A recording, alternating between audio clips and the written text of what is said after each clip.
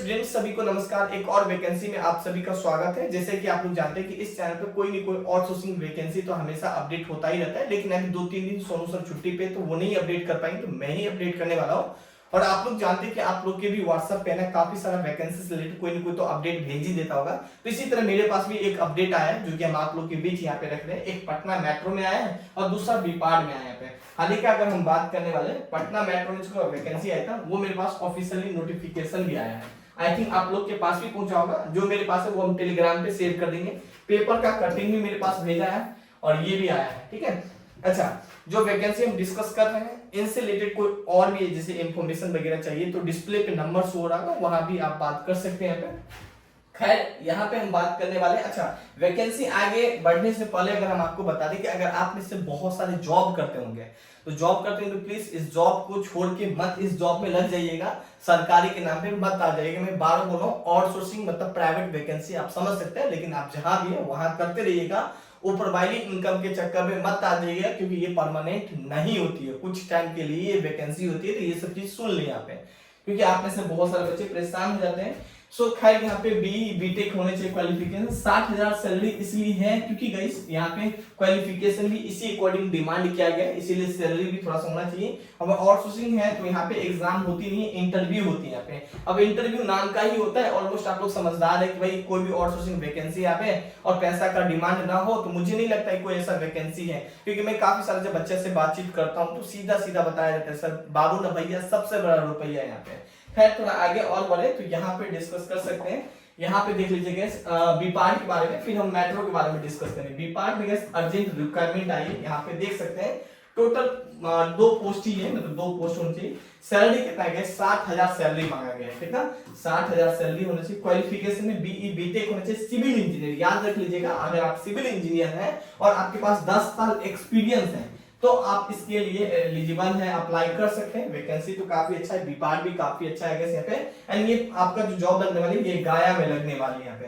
खैर इंटरव्यू शायद स्टार्ट हो चुकी है, मुझे मेरे पास इंफॉर्मेशन नहीं है इसलिए हम नहीं बता पा रहे हैं। पे एज लिमिट बात करने वाले 45 साल तक है। तो आप में से जैसे कि आप में से कोई दादा वगैरह इंजीनियर हो, ठीक है, जिनका छोड़ के आए होंगे तो उनके लिए मेरे ख्याल से बेस्ट है, क्योंकि 45 साल है, 10 साल एक्सपीरियंस भी है, तब सैलरी 60,000 कहाँ ज्यादा है, सही है सैलरी।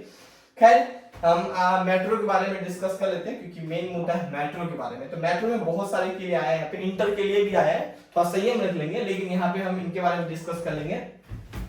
देखिए प्रिंसिपल एडवाइजर का वैकेंसी है, बैचलर इंजीनियर होना चाहिए यहाँ पे। हालांकि यहाँ भी एक्सपीरियंस मांगे, मिनिमम 20 से लेकर 25 साल एक्सपीरियंस ऑफ प्लानिंग डिजाइन में होना चाहिए। बताइए सैलरी सुनिएगा तो आश्चर्य लगेगा, सैलरी कितना होना चाहिए। प्लीज हम सैलरी नहीं बता रहे, आप लोग कमेंट करके मुझे बता सकते हैं, फिर हम आपको सैलरी दिखा देते हैं। एक दिन का सैलरी यहाँ पे दिखाया जा रहा है 25,000 पे, टेंटेटिव है, मतलब कुछ भी हो सकता है, बढ़ भी सकता है घट भी सकता है। यहाँ पे 25,000 सैलरी भाई एक दिन का, कैलकुलेट कर लो, अगर आप 30 दिन काम करोगे तो सैलरी कितना होना चाहिए। लेकिन ये यहाँ पे देख सकते हैं एक्सपीरियंस बहुत मांगा गया है, 20 से लेके 25 साल एक्सपीरियंस होना चाहिए।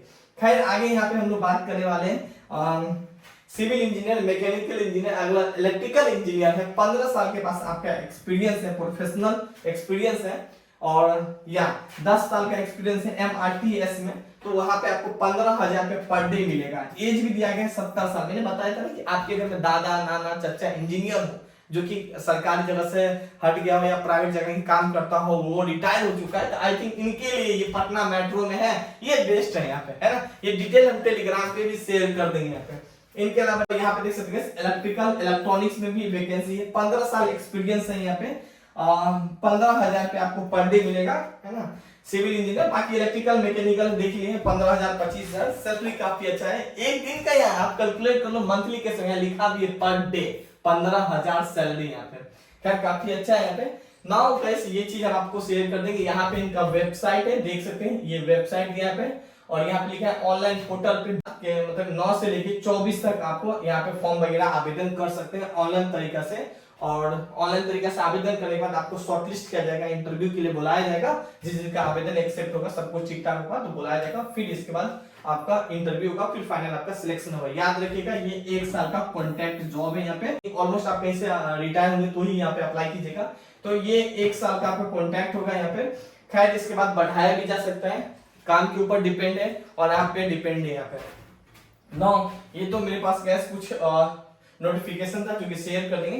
नौ पटना मेट्रो में और वैकेंसी देखिए, जैसे कि गार्ड वगैरह का भी तो वैकेंसी आता रहता है, लेकिन ये भी वैकेंसी यहाँ पे देखिए पटना मेट्रो में आया है। यहाँ पे साइट सुपरवाइजर का वैकेंसी आया है, 25 से लेके 28,000 का सैलरी है। 6 सीटें, क्वालिफिकेशन देखिए बीई बीटेक सिविल और मैकेनिकल और इलेक्ट्रिकल ट्रेड से यहाँ पे अप्लाई कर सकते हैं। यहाँ पे इनके अलावा साइट सुपरवाइजर का 2 पोस्ट, सिक्योरिटी गार्ड वगैरह का तो हमेशा वैकेंसी होता ही रहता है यहाँ पे, तो सिक्योरिटी गार्ड वगैरह का है भाई, उसको देखभाल करने के लिए होना चाहिए यहाँ पे।